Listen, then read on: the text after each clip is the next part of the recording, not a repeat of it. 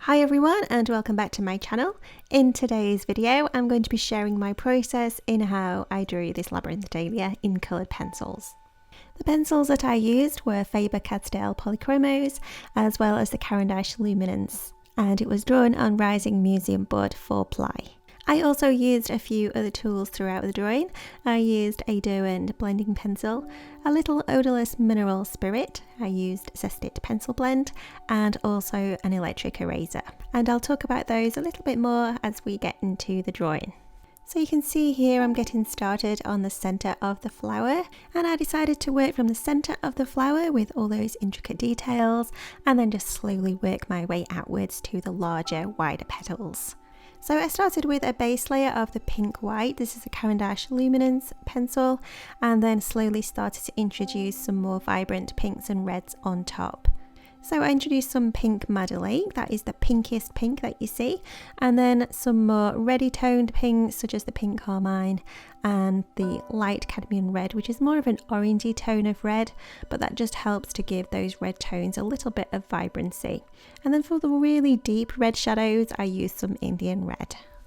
So the overall colour temperature of this flower is really warm, so I wanted to make sure that I'd got some really warm and rich colours in there. So not just with the bright colours with the deep reds and oranges, but also it's important to bring those warm tones into the light colours as well. So this is where the pink white and also the burnt oak 10%, which is a slightly peachy tone colour, they came in really handy for the light tones. So here I'm getting started on the upper part of the flower. This is where the light is hitting, so this is where I'm going to be applying some lighter colours. And you can see first of all I erased my initial line drawing. This is because the light colours that I'm drawing are not as dark as my initial line drawing. So when I apply colour pencil, I don't want my outline sketch to show through. So I'm slowly starting to introduce some peachy tones.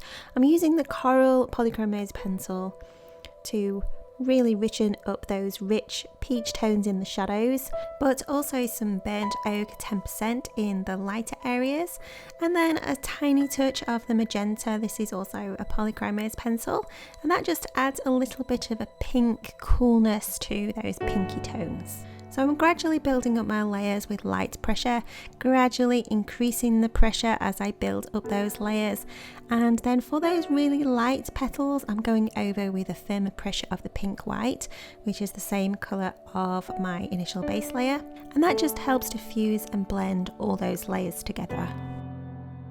The inside of some of these petals is quite rich in terms of yellow tones, so I'm making sure to introduce some golden bismuth yellow in there and also a little bit of the light cadmium red to richen up some of the reds. So for this petal I built up my pinks, peaches and rich oranges, and now I'm going back over my strokes in the direction of the petal creases with a firm pressure using my Coral pencil, and this helps to fill in the grooves of the paper.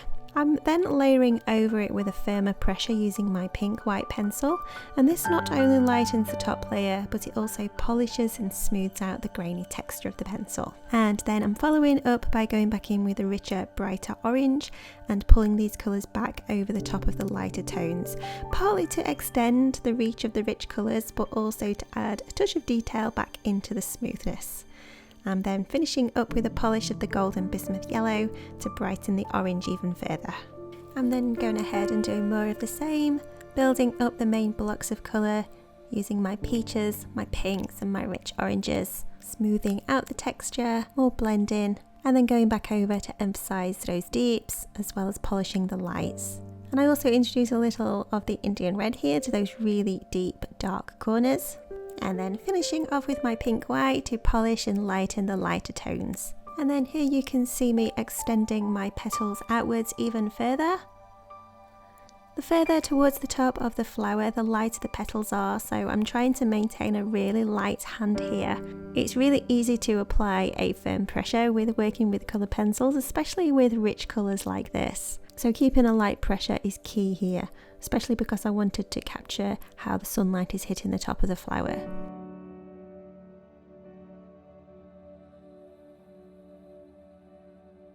The majority of the petals that I've drawn so far have got a really warm tone to them, so lots of peaches and orange tones. But some of the petals are also a little bit more of a cool tone, and this is where I'm leaning towards more cooler pinks. And those pinks are a little bit more of a purple tone rather than a reddy tone of pink. So this is where I'm introducing some light magenta, and this adds a little bit of coolness to some of those pink tones just to give it a little bit of balance. Here I'm applying my blending pencil. This is a Derwent blender pencil which I'm using to smooth out some of the pencil texture. I just find that working with a smooth texture such as petals, it really helps to smooth out the texture of the pencil so it doesn't appear grainy and it's nice and smooth. So I'm using quite a firm pressure. This is something I like to do at the end of a drawing, but I also sometimes do it midway through, like here. So here you can see me moving onto the lower part of the flower, and this is where we get to see those really rich and deep shadows. So I'm taking a little bit of a different approach for the lower part of this flower rather than individual petals like what I drew in the top half. So here I'm just grabbing my Scarlet Luminance pencil and I'm plotting out all of the shadows. There are some really deep and rich prominent shadows in this lower half, so I really wanted to capture those first. And this is basically where I'm just plotting out the deep reds. I'm not concerned about how neat this is at the moment or the absolute correct accuracy of the colour. I just want to get those deep rich shadows in. I'm also taking the opportunity to plot out some of those veins in the centre of each petal. They're quite a prominent feature, so I wanted to make sure that I captured those early on.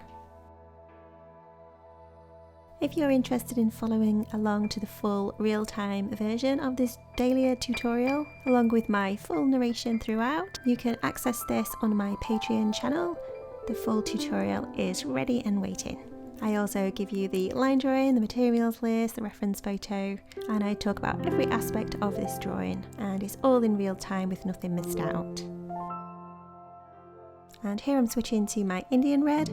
This is a really nice deep red. It's also a little bit earthy, so it's perfect for some of those deep dark shadows, especially right at the bottom where the shadows are really dark.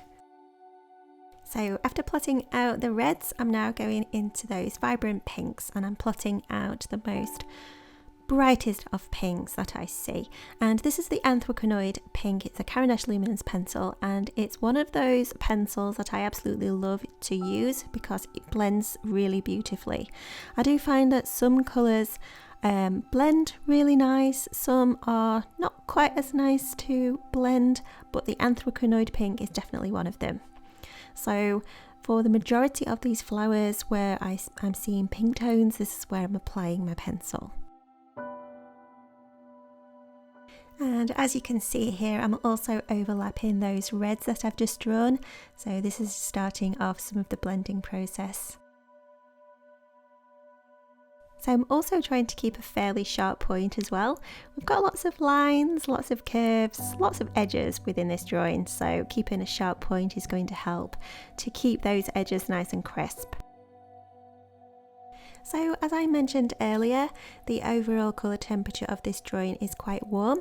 The Anthraquinoid pink that I've just been using is definitely a warm pink, which really enhances the overall warmth. But here you can see that I've switched to my light magenta polychromos pencil. And this pencil is a cooler pink with a subtle purple tint, and it's perfect for those occasional petals that lean a little towards the cooler range. So adding these cooler pinks not only makes those petals stand out as slightly different, but it also helps to create a nice balance within all that warmth. Without those cooler accents, the whole flower would feel a little bit flat or a little bit too warm, so these touches just add a little bit of interest and just bring everything together, I think. So now I'm starting to richen up some of the colours, working in some of the orange and yellow tones into the deep shadows, and then going over the remaining light coloured petals with my burnt oak 10%. This colour is reserved for those slightly peachy toned petals rather than the pinks.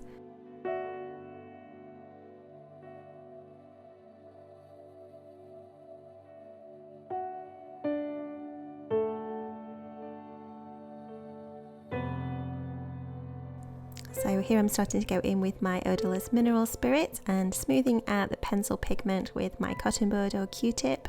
And this just helps to lay a smooth foundation underneath, and then we can build further layers on top. So once that solvent has dried, I can then go back over with the colours that I've already drawn with a little bit more pressure to really richen up the overall tone.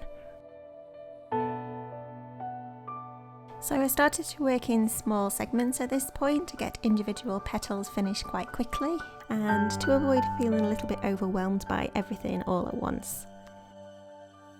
So you can see here, after my initial layer of applying solvent, I'm going back in with a firmer pressure of my scarlet to really saturate those reds, and also the pink white to saturate the light part of the petals. Sometimes it can be a little bit overwhelming with so many petals, but working on small sections like this, I see them as an abstract bunch of shapes rather than petals themselves, and it just makes it a little bit more fun sometimes. Here I am further richening up some of those shadows. This is one of the fun parts of this drawing, I think, really making those deep shadows nice and vibrant and also crisp. It just really starts to make the flower pop.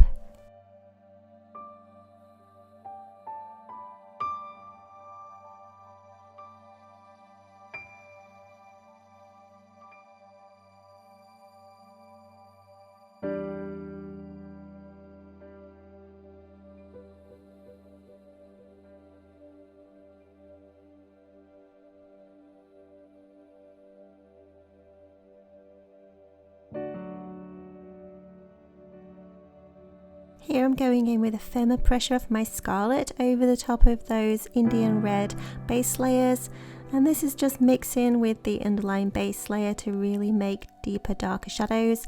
You can see I'm also going over with another layer of the Indian red as well, and all those layers, they add up, they look a little bit more depthy and a richer red rather than just pure Indian red by itself. And each time I finish a petal, I'm making sure to go back in with a firm pressure of my pink white to make those lighter highlights stand out. And also this pencil blends really nicely with the underlying layers as well, so it's nice and smooth.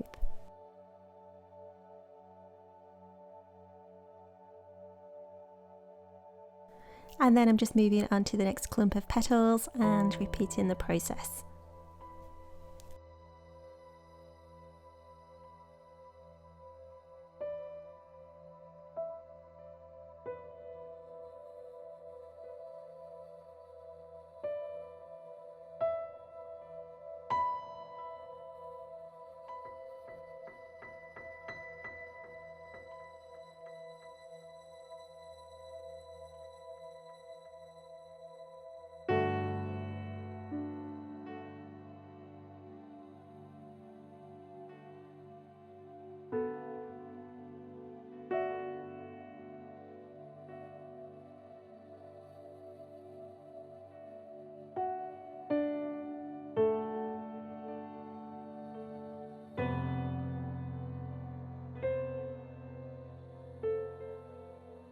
Some of these petals I've got really crisp edges as well as where the light is reflecting on the edge, so I really wanted to capture this, and in order to maintain a nice crisp line and also a nice opaque line of white, I use my electric eraser with a nice sharp edge just to pull away some of the pigment on the edges, and then I crisp that out even further with my white Museum Aquarelle pencil, which I personally find is the most opaque white colour pencil that there is.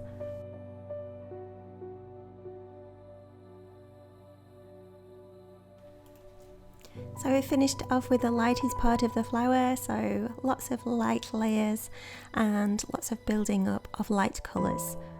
Slowly introduce some of the pinks and the peaches that I've already used, just really lightly this time, just to get a really subtle impression of the same colours so that they're all in harmony with each other.